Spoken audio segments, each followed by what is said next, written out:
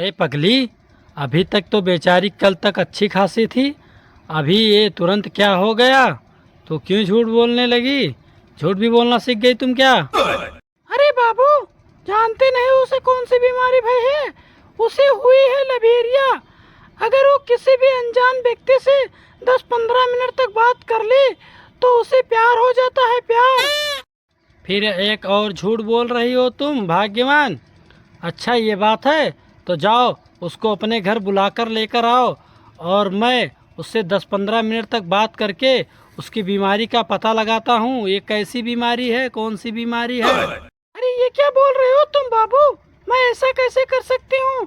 अगर उस बीमारी का शिकार तुम हो गए, तुम्हें प्यार हो गया, तो मैं तो जीते जी ही मर जाऊंगी। अरे ये कैसी बात बोल रही हो बाबू? अरे ये हो नहीं सकता कि किसी को मुझसे प्यार हो जाए तो मुझे तुमसे जुदा कर दे। मुझे घंटा नहीं फर्क पड़ता है कि वो मुझसे प्यार करने लगेगी, लेकिन मैं ये चाहता हूँ कि मेरे बागों का फूल कोई तोड़ दूसरा लेकर जाए, ये मुझे पसंद नहीं है। क्या बोले तो तुम? अगर तुमने अपनी इस गंदी जबान से उसका नाम लिया तो मैं तुम्हारी हड्डी पसली तोड़ के एक कर दूंगी। सुन लो मेरी बात। अरे अब तुम चुप हो जाओ। देखो वो पड़ोसन अपने घर के तरफ ही आ रही है, आप जरा अपना मुंह बंद के रखना। अरे नमस्ते वीरेंद्र जी। नहीं। अरे नमस्ते पड़ोसन जी, नमस्ते। और बताइए क्या हाल है? आइए बैठे और बताइए मैं कैसे आपका क्या सेवा करूं? अजय सुनिए जी, नमस्ते वमस्ते गई तेल लेने, और तुम जाओ, वो जूठे बर्तन पड़े हैं उसको जाओ पहले रगड़ो बैठकर, और जो भी बात होगी वो पड़ोसन से मैं बात कर लूंगी। अरे तुम उनसे क्या बात करोगी? वो पड़ोसन जी तो मुझसे बात करने के लिए आए हैं। आज जाओ चुपचाप तुम बर्तन रगड़ो आज के दिन। क्यों पड़ोसन जी, मैंने ठीक बोला ना?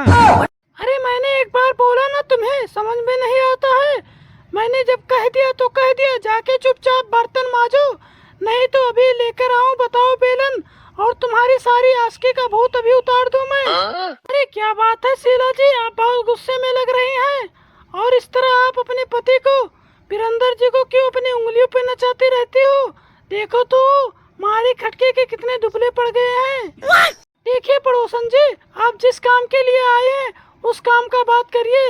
आप मेरे परिवार में दखल अंदाजी मत करिए मेरे पति पत्नी के बीच में, नहीं वरना मैं भूल जाऊंगी कि आप मेरे पड़ोसन हैं। अच्छा शीला जी, मुझे भी आपकी कोई मुंह लगने की जरूरत नहीं है। आओ, मैं इसलिए आज अपने पति का कच्छा, ओ नहीं नहीं, आपके पति का कच्छा देने के लिए, वो कल जो भूल गए थे मेरे पास। अबे साले। जी सुनिए जी, ये पड़ोसन क्या बोल रही है? तुम तो बोल रहे थे कि कल मैं अपने दोस्तों के साथ पार्टी में मौज मस्ती करने गया था, और ये तो पड़ोसन आपकी कच्छा दे रही है। लगता है आप कल रात सारी रात अपने पड़ोसन के साथ मौज मस्ती कर रहे थे। अभी आपकी आस्की की भूत उतारती हूँ। तुम मुझसे चोरी छिपे ये बदतमीजी करते हो। रुको, आती तो बताती तुम्हें। बहू, ओ बहू, क्या कर रही हो? कुछ नहीं माँ जी, झाड़ू निकाल रही हूँ। ठीक है बहू, तुम फटाफट से झाड़ू निकाल के और खाना वाना बना लो। दिन में हम लोग चलेंगे खेत में काम करने के लिए। माँ जी वैसे तो खेतों में शायद कोई काम नहीं है, फिर खेत में क्यों जाना है? कोई काम तो नहीं दिख रहा है खेत में। अरे बहू, तुझे तो दिख रहा है कि कोई काम नहीं है ना। तुम फटाफट तैयार हो जाओ खाना बना के, और चलो मैं बताता हूँ क्या काम करना है खेत में। पहले खेत में तो पहुँचो। अरे माँ जी, आपको तो पता है ना कि मैं BA BSc MBA किए हूँ, फिर आपको मुझसे खेतों का काम करवाने में आपको शर्म नहीं आती है क्या? देख बहू, 4 किताबें पढ़ लेने से तू कोई कलेक्टर नहीं बन गई है।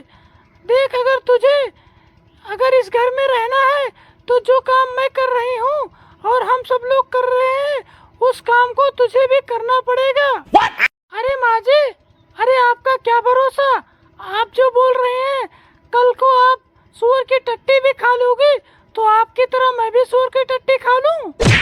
अरे अब चुप हो जा डायन, तेरी जुबान बहुत चलने लगी है चपर चपर, नहीं तो अभी तेरा मुंह तोड़ दूंगी मैं।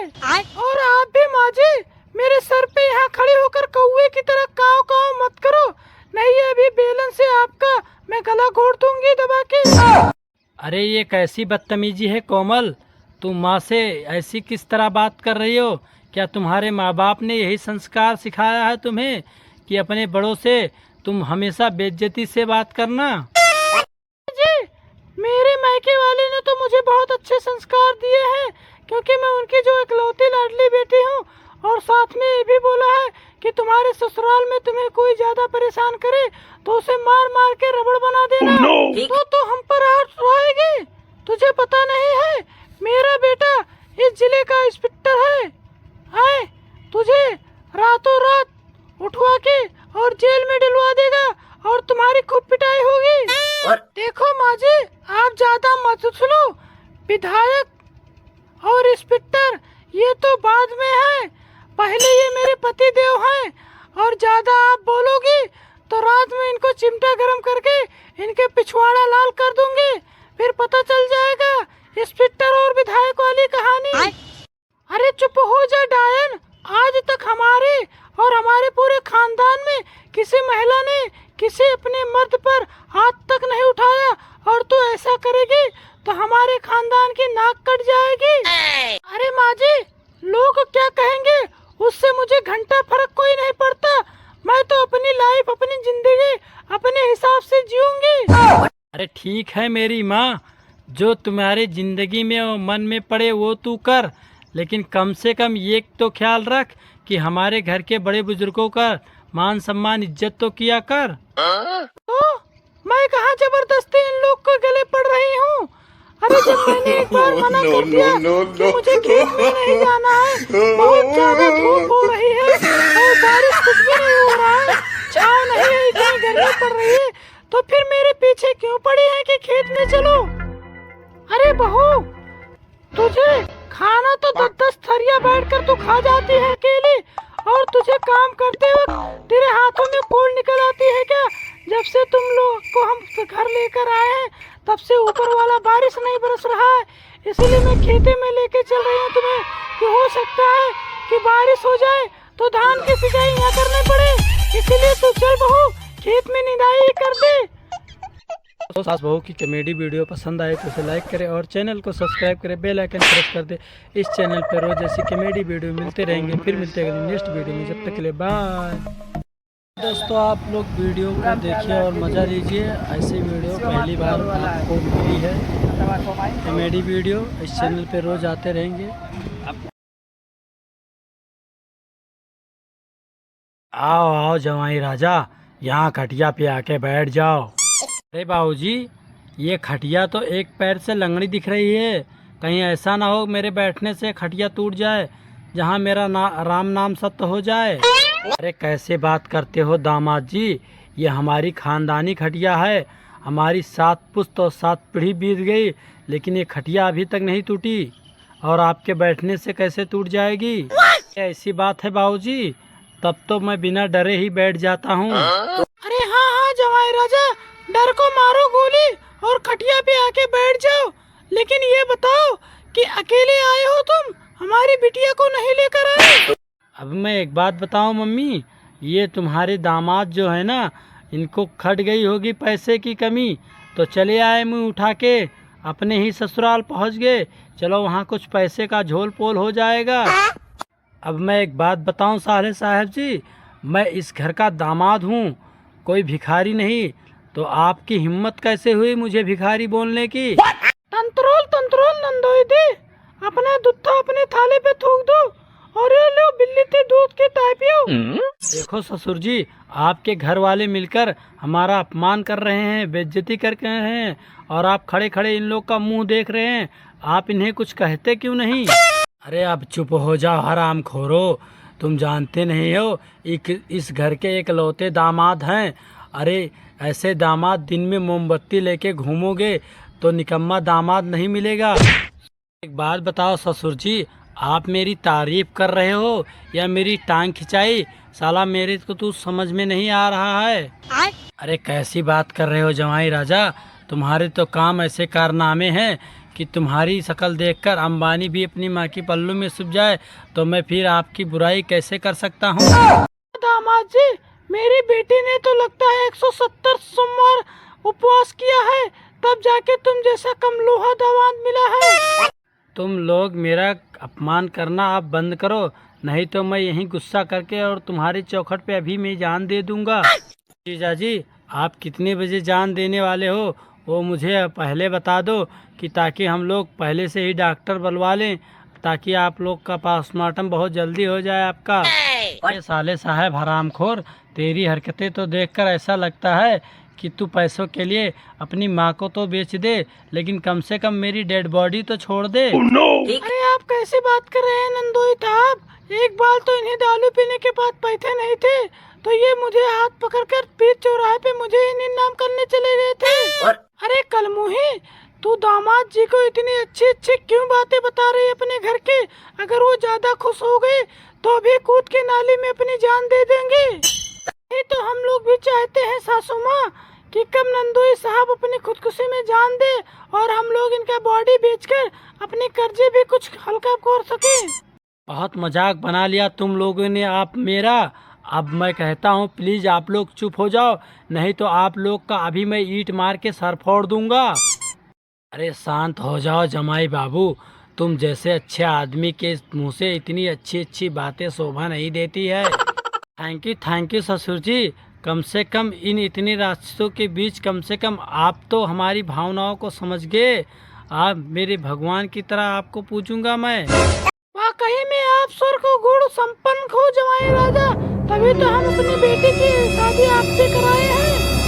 थैंक यू सासू माँ, मुझे इस तरह चने के झाड़ पे चढ़ाने के लिए। अब एक काम करो, फटाफट मुझे आप 50,000 रुपया ला के दे दो। अरे क्यों जीजा जी, हमने तो पिछले महीने ही आपको 20,000 रुपये दिए थे, वो ख़त्म हो गए क्या? अबे अब चुप हो जा साले, नहीं तो मैं तेरा मुंह तोड़ दूंगा। अब वो 20,000 रुपया देकर कोई मुझ पे एहसान नहीं किया, वो 20,000 रुपया पूरा जिंदगी भर चलेगा क्या? अरे नंदोई साहब, इस तरह मेरे पति पे आग बबूला होने के बजाय आप कोई काम क्यों नहीं कर लेते कि आपके हाथों में खून निकल गया है काम करने के लिए? भाभी जी, माना कि आपके घर के पूरे परिवार स्वर के वंशज हैं, लेकिन कम से कम आप तो मेरी इज्जत किया करो इस घर में। क्यों कलमुहे, माना कि तू इस घर का इकलौता दामाद है, लेकिन ऐसा तो नहीं कि तू महीने इस घर पे आके भीख मांगता रहे पैसे ही पैसे। अरे ससुर जी, आपको पता नहीं है, आपकी बेटी शेरनी है शेरनी, वो हर रोज़ मुझे पंजा मारती रहती है और घायल करती रहती है। कम से कम मैं उसका ये बर्दाश्त करता हूँ अपने शरीर पे, तो इसी समझकर मुझे महीने 50,000 रुपया दिया करो। जवाई जी, माँ हम लोग को तो पहले ही पता था कि तुम एकदम बिल्कुल निकम्मे हो, लेकिन हमने अपने फूल जैसे बच्चे को आपको सौंप दिया, तो इसका मतलब नहीं कि हम लोगों ने आप दोनों का जिंदगी भर खाने पिलाने का ठेका ले रखा है। तुम जाओ कहीं पे काम धंधा ढूंढो, नहीं तो जाओ कहीं गोबर टट्टी उठाओ और वहाँ पैसा भी मिलेगा। बहू, ओ बहू, चल जल्दी तैयार हो, देर हो रही है। कहाँ माँ जी? धान लगावे और कहाँ? अरे माँ जी, आज धान लगाने मैं नहीं जाऊंगी। कल मैंने धान लगाया था, जो मेरा बदन बहुत तेज दर्द कर रहा है, गोड़ हाथ सब दर्द कर रहा है। जो पूरी रात से सो रही हूँ, अभी तक नींद जाके खुली है मेरी, उठ नहीं जा रहा था मुझे। हाँ, बातें ऐसे कर रहे हैं जैसे कोई धान नहीं कोई पहाड़ उठा रही थी। जब ऐसे उल्टे सीधे बातें करते हो तो नीक नहीं लगा। तो का कहे हो? आए बहुरिया, तुम्हारी इतनी हिम्मत? का बोले? मैं बोली कि आप खुद लगाते तो पता ही चलता, अब बैठे बैठे खाली हुक्म चला रही हो। बहुरिया कौन कहे हम नहीं किए हैं, हम अपने जमाने में एक साथ में 4-5 बीघा धान लगा दिए हैं। अब का भवा, अब आओ चलो लगाओ। अब जमाना बदल गई दुल्हन। ऐसे बतावा थे कि जैसे 18वें सदी में पैदा भई रही। कौने जमाना में पैदा भई रहा आप मम्मी जी? तोरे न्यायित होते तो हम खुद लगाई लेती, धौस नहीं सहती तहार हम। यह बात अम्मा सही है, जब काम करे के बेरा आए तो बूढ़ बन जाए, कमर पिराए, बदन दर्द हो जाए, मैं सजे के बेरा आ जाए आए तो देख लो, नहीं धोती पहनी तो मैचिंग चाहिए। यमन के बेरा ये नहीं खाऊ नहीं खाए, दुनिया भर के नौटंकी अब ही कैसे बोला थी? देख रहे हैं भैया बहनी कितना जरूरत थी हमसे हमार बहुरिया है। अभी क्या तो देख ले 5 मिनट के अंदर तैयार हो। जल्दी जल्दी चल लगा दे नहीं अभी घाम हो जाए तो मौका क्या करेंगे तो एक मरे के। अब मैं बताओ क्या करूं? मैं सुंदर हूं तो हूं इसीलिए इसकी बात को बुरा। 5 मिनट के अंदर तैयार हो। जल्दी जल्दी चल लगाई दे नहीं अभी घाम हो जाए तो मौका क्या करेंगे तो एक मरे के जरे के जितना जल्दी लगाई दे वो जितना तुम्हें फुर्सत रहे। अब आओ। चली गई मंथरा ऑर्डर लगाए के। आज हम नहीं जाबे पुष्पा आज न जाएंगे धान लगावे। कल चली गई ना पूरा बदन दर्द हो रहा। अब आज तो बिल्कुल नहीं जाबे चाहे जवन हो जाए आज चाहे महाभारत करे पड़े।